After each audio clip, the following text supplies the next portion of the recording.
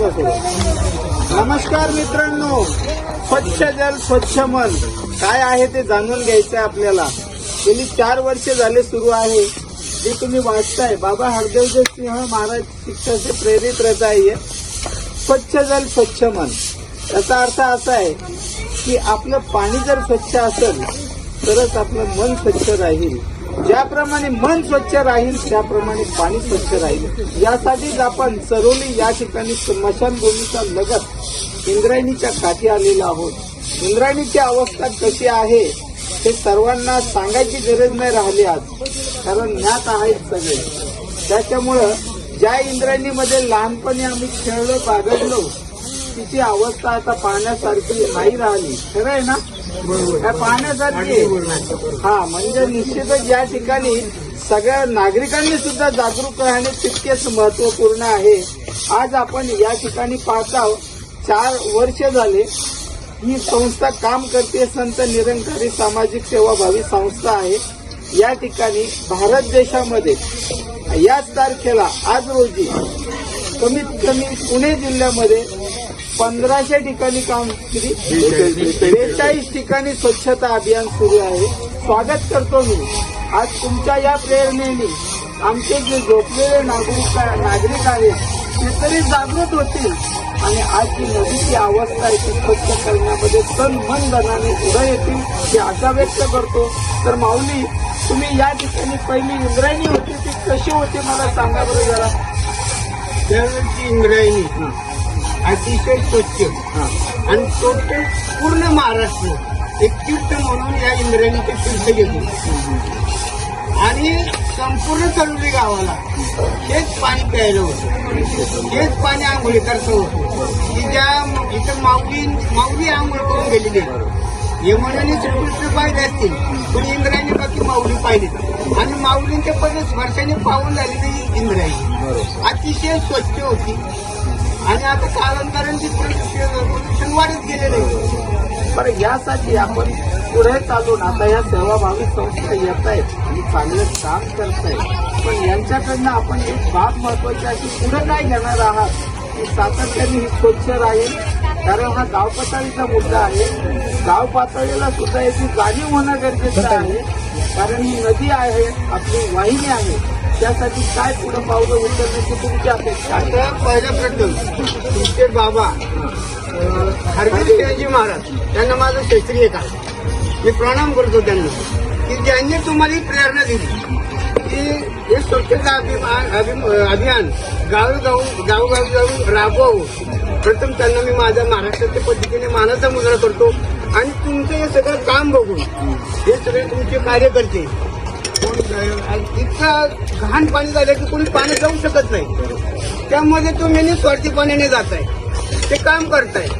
हे काम जे आहे मला वाटतं की हे काम देवापेक्षाही म्हणजे देव प्रसन्न होण्याकरता जे काम करावं लागतंय मला वाटतंय तुमचं काम पाहिल्यानंतर हरदेव बाबा तर तुम्हाला आशीर्वाद देतील पण माऊली तुकोबा आणि शिवबा हे सुद्धा तुम्हाला आशीर्वाद दिल्याशिवाय राहणार नाही. आणि आम्ही ग्रामस्थ तुम्ही ज्या ज्या वेळेला तुमच्या अडचणी सांगाल त्या वेळेला तुमच्याबरोबर 100% राहू आणि तुम्हाला या चांगल्या कामाला, कारण ही समाजसेवा आहे, जनसेवा आहे.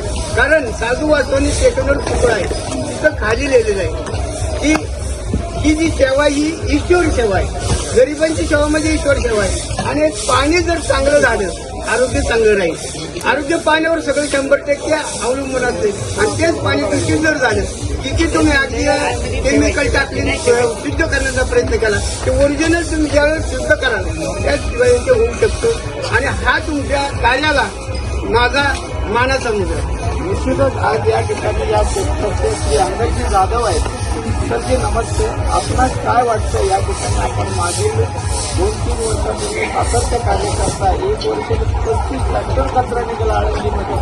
तर तसा पूर्णतः उगमची संगम साधारणतः कचरा जो स्वच्छ होतो हा साधारणतः किती प्रमाणात असू शकतो?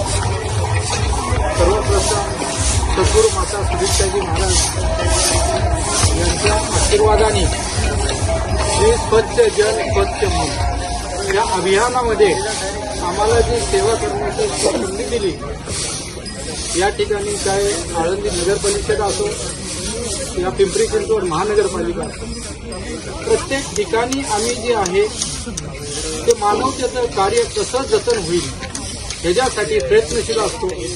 संत निंगारे मिशनच्या माध्यमातून आपण पाहिलं गेलं पालखीच्या पाठीमागे देखील वारकरी सर्व गोष्टी करतात आणि पाठीमागे टाकतात.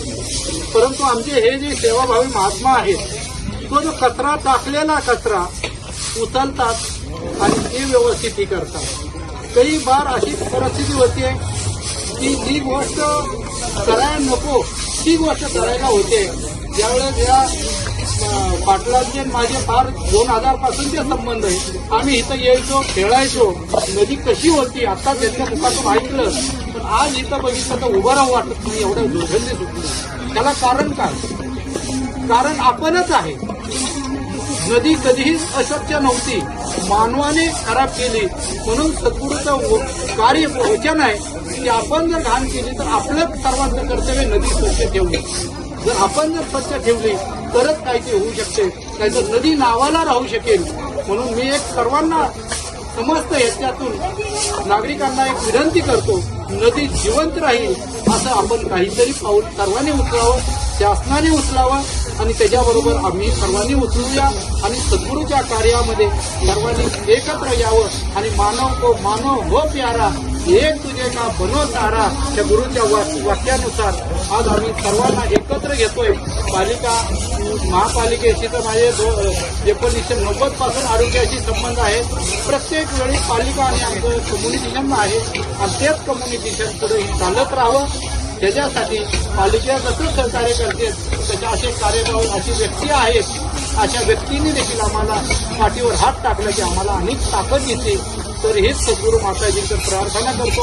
हे जे सर्व सेवा करतात त्यांचं सर्वांचं आरोग्य निरोगी राहावं आणि मानवतेचं भला हो म्हणून म्हणतो आम्ही भला करो सबका प्रभू सबका कबीरी हो निरंकार. आज या ठिकाणी वृत्तपत्र म्हटलं तर यांचे जे पोस्ट देतात सगळ्यांपर्यंत त्यांची विक्रेतेचे जे जबाबदारी घेतात सुखदेवराव थोडं बोला अशा अपेक्षा करतो. एक मिनिट. विजयजी शिंदे सरकार सद्गुरू माता माताजींच्या कृपाने आज आपण सगळेजण स्वच्छ अभियान राबवत आहोत. आज सगळे स्थानिक मंडळी, स्थानिक कार्यकर्ते, सगळे संवर्धन मंडळ ते सहकार्याने आपण आज स्वच्छ अभियान राबवतो. सगळ्यांना तुमच्याशिवाय आमची बातमी लोकांपर्यंत राष्ट्रीय घ्यायची. तुमचं पण योगदान आहे द्यावा. आम्ही जर आम्हाला काय दिलं तर आम्ही पुढे चालवणार जाऊ. आणि अशा व्यक्तींसाठी आम्ही एकच प्रार्थना करतो. अशी आहे त्याच्यामुळं आज ही सेवा तरी दिसत आहे. हळूहळू पुढे अशी जागृती झाल्यावर क्रांती होऊ शकते. कारण ती क्रांतिकारक आहे.